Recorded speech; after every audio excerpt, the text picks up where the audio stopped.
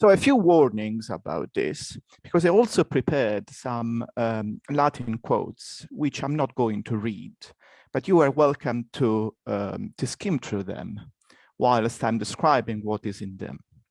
Also because my problem here is not a text, but a theme, and how this theme spreads across at least three authors, but it actually spreads from Zabarella to Leibniz, if one wants to be honest about it. So I'll start with a quote from Paolo Sarpi, Pensieri Naturali, Nature of Thoughts. Form is therefore none other than the disposition of matter in terms of number, figure, and position. That form, which the peripatetics call substantial, either is none other than the disposition of matter, if it is actually something, or it comes from nothing when it is made, and when it is no longer, it returns into nothing. This short quote forms the text of Pensiero 115 from Paolo Sarpi Collections of Pensieri Naturali, Nature of Thoughts. Dated 1578, it testifies to Sarpi's commitment to an early form of corpuscularianism, which reduces substantial forms to the disposition of matter according to the number, position, and shape of its constituents. The rationale for this scientific reinterpretation of form, to borrow Norma Eberton's influential definition, is given in another of Sarpi's thoughts, Pensiero number 5. The quote, which is worth considering in full, also because it's short, sheds light on the evolution of the natural philosophical debate on prime matter in the late 16th century Padua. Start of quote. Matter is known through its transmutation. In fact, since nothing comes from nothing, but always from what already is, it is necessary that of what perishes, something remains and something goes, and what remains is the matter. Since then, all things come and go, except the body, and the body never becomes a non-body, nor can a non-body become a body. Therefore, it seems that what remains is prime matter. That is, that body, I say, which is the three dimensions, there being no reason to prove that there is a nature or substance subjacent to that. But it's not said that prime matter as the form of corporeality, but what by itself consists of a body, and not by form, not by terms, nor by disposition, is the matter of all things. End of quote. The riddle Sarpi is trying to come to grips with is a locus classicus of Aristotle's theory of change, which posits that qualities are extracted, but I should actually say generated. It is a problem of a genesis, out of a uniform substratum called heprote hyle, or materia prima. Sarpi's solution consists of redefining this substratum as a three-dimensional yet unlimited material body, out of which qualities originate as structural changes caused by local motion. It is a solution that will reverberate strongly in at least other three authors very close to Sarpi, namely Girolamo Fabrici d'Acqua Pendente, 1533-1619, Santorio Santori, 1561-1636, and of course Galileo Galilei, 1564-1642, each developing their own approach to the question of how qualities are extracted out of prime matter. And yet, as I've shown recently, the original input to develop this approach does not come from Sarpi.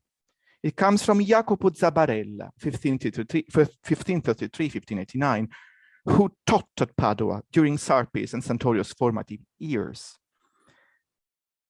Known as possibly the greatest 16th century logician, Zabarella was equally influential as a natural philosopher, and the lectures he delivered on the main topics of Aristotelian natural philosophy were collected and then published after his death under the title De Naturalibus Rebus Libri Triginta, Venice, 1590. Amongst these, particular attention should be paid to the treatise De Prima Rerum Materia on prime matter, comprehended in two books in which Zabarella discusses and eventually upholds the idea that prime matter is a material substratum of three-dimensional yet unlimited extension. This is discussed in Book 2, question 8, 9, and 15. The starting point of his discussion is the notion of prime matter as homogeneous substrate devoid of any properties, and the problems that such a notion leads to when the transmutation of elements is shown to take place within constant quantitative proportions. as an example, and is an example that Zabbarella himself makes. When 1 unit of water turns into 10 of air, and of course I mean water steam, and vice versa, we notice that the rapport between the two elements is constant, which leads some to admit that the material substratum underpinning elemental transmutations is itself quantified, materia est quanta per se.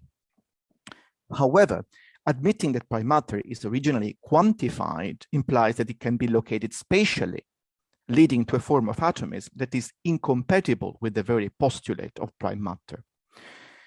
In this regard, it is worth bearing in mind, and apologize for reminding this to colleagues who know this better than I do, that in the Aristotelian cosmos, elements constantly transmute into each other, so that their specific state in terms of quality and quantity is always derivative of another and deeper state, in which properties are continuous with each other. Elements that coalesce within the continuum of prime matter share their delimiting surfaces. This is actually the definition Aristotle gives. Sune kes de esti taeskata n. Hence becoming one homogeneous entity. And since elements can be said to occupy a place in the Aristotelian cosmos only when provided with another surface, it follows from this that while in the material substratum, they are not spatially located and therefore cannot be quantified. They are nonetheless locatable in that they are potentially contained in the substratum as an undivided unity, and while not yet quantified, they are nonetheless quantifiable. In this sense, while prime matter is defined as the potentiality of becoming something it is not in itself, we are left with no clue as to what it is per se. This, of course, baffled Aristotelian commentators throughout the ages who came up with different approaches as to how to explain the generation of elements out of it. This is the long quote, so you are welcome to read it while I comment on it. The solution Zabbarella endorses consists of redefining the notion of form, forma, in terms of limit, terminus, which allows him to explain the generation of the four elements out of prime matter as the generation of discrete magnitudes out of continuous ones. According to Zabbarella, when water is converted into air, and again, I mean water steam, the parts of it grow to occupy greater volume, but their specific quantity is preserved in the final product, and therefore is directly proportional to that of the original element. This points to the fact that in any transmutation, the overall quantity of matter is preserved, making quantity a coeternal property of the original substratum. Materia, quantita est coeterna materie prime. Quantity is thus the same as prime matter. It is predicated of prime matter per se in the second mode. Yet this quantity is not a specific quantity proper to the elements. Zabbarella calls it a quantitas interminata, namely a three-dimensional body that is extended but without actual limits, terminus, that define it. As such, this quantity is capable of becoming any specific quantity depending on the requirements of the form of the element, that is a quantitas terminata or determinata. The difference between prime matter and the specific matter of the elements is compared to that existing between a continuous magnitude and a discrete one.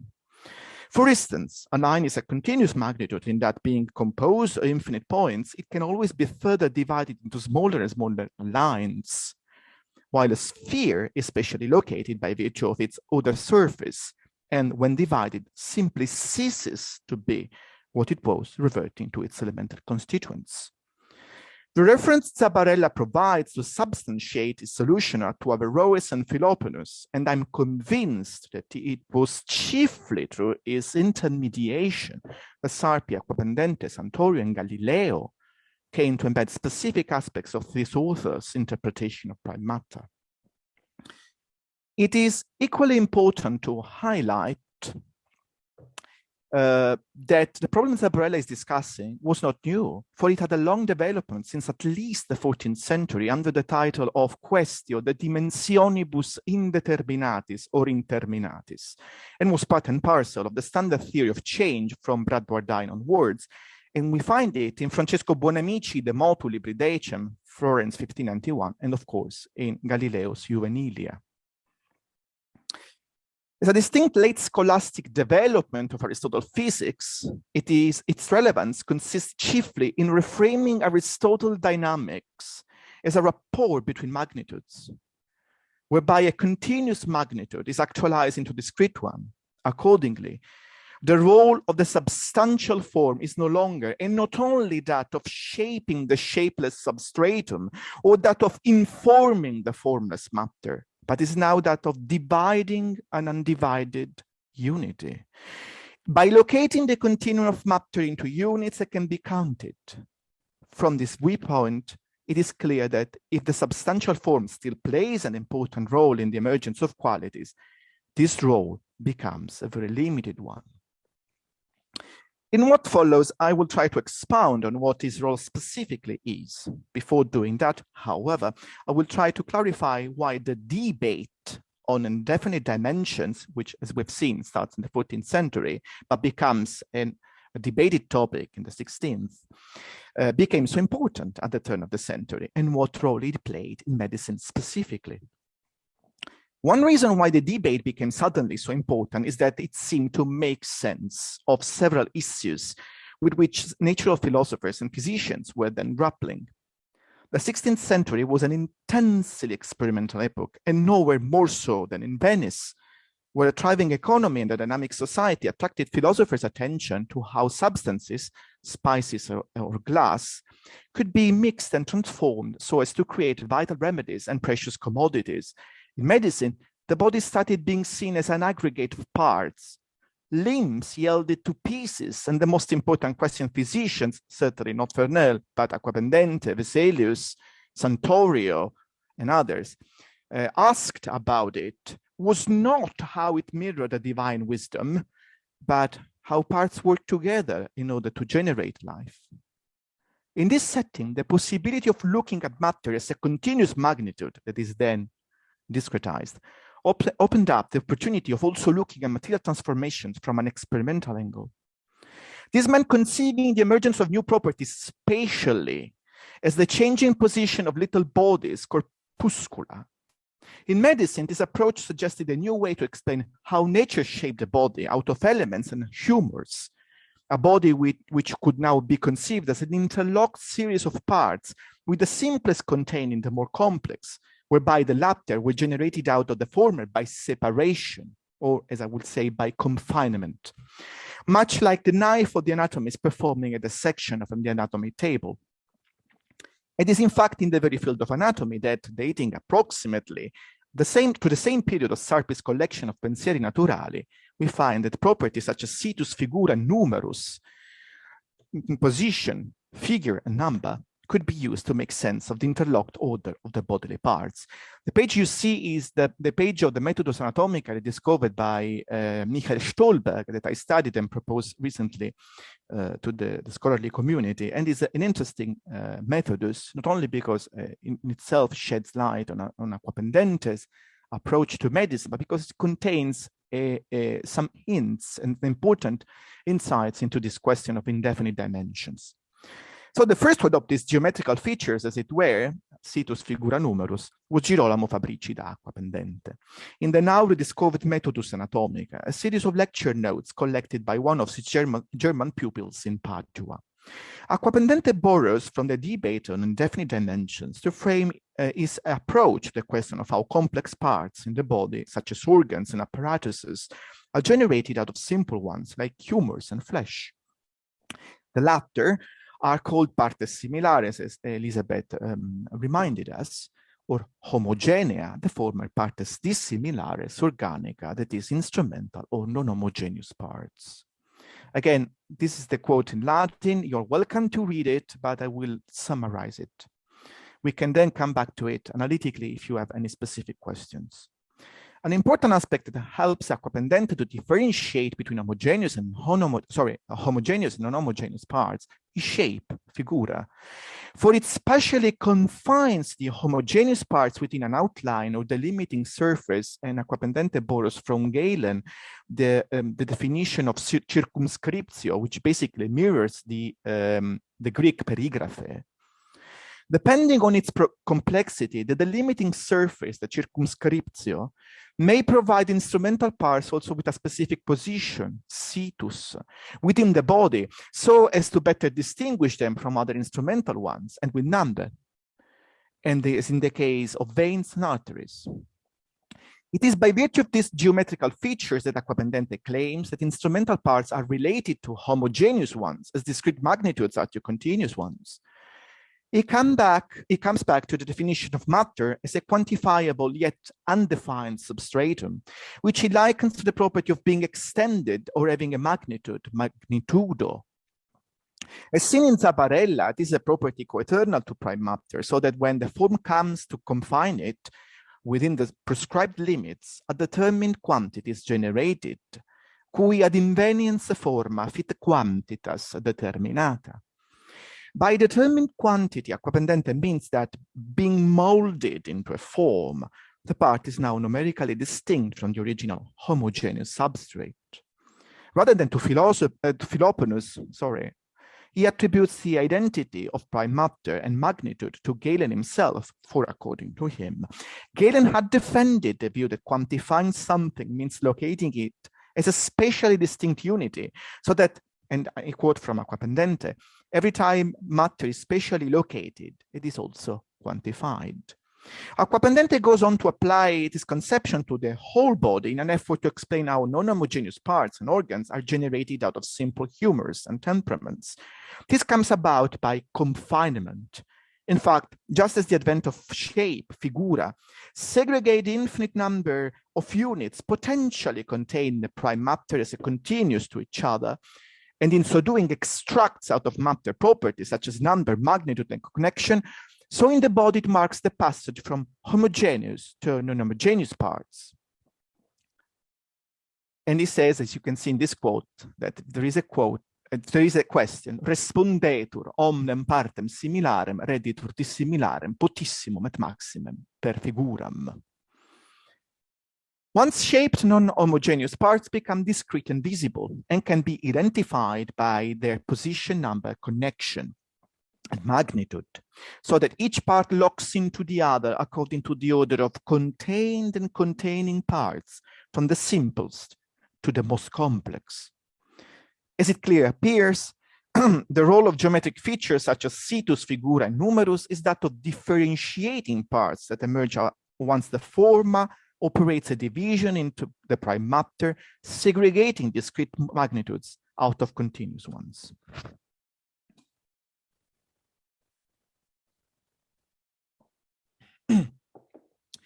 This role is made even clearer by Santorio Santorius' theory of qualities, as expounded in his Methodus Vitandorum Errorum Omnium, qui in arte medica contingunt, libri 15, 1603.